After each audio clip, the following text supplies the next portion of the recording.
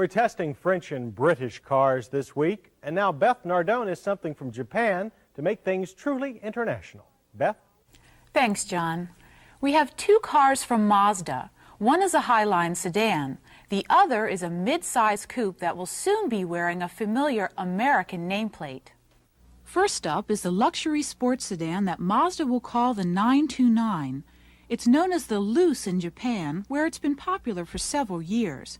But what sells in the home market doesn't always sell in the rest of the world. So Mazda not only changed the name, but redesigned the car for '88 with the idea of making it popular in the United States and Europe. And it does have some European styling cues. In fact, some lines look like bad Mercedes-Benz copies. The 929 is as big as Japanese regulations will allow, the same size as the Honda Acura Legend. But unlike the Legend, the 929 will be rear drive. Now that should please the traditional big car buyers. Power should come from a 3-liter V6, and there may be a turbocharged or even a supercharged version, so the 929 will be one of the quicker cars in its class. As for suspension, the Mazda sedan will have McPherson struts with electronic controls as on the RX-7. Price will be in the $20,000 to $25,000 range. That puts the 929 in direct competition with the likes of Audi and Volvo.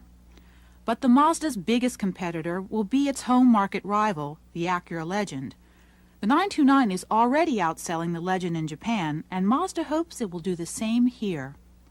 Next is a Mazda front drive coupe based on the upcoming 626, and it's slated to become the new Ford Mustang.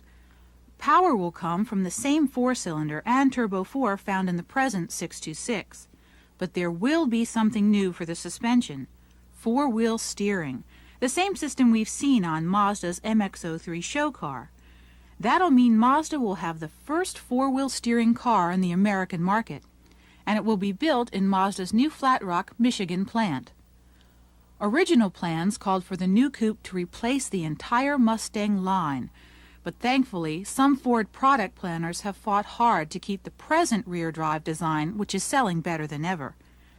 Current plans call for the Mazda Mustang to be introduced in '88 as an entry-level Mustang 4. The rear drive layout should be retained for the GT, but no one really knows for sure.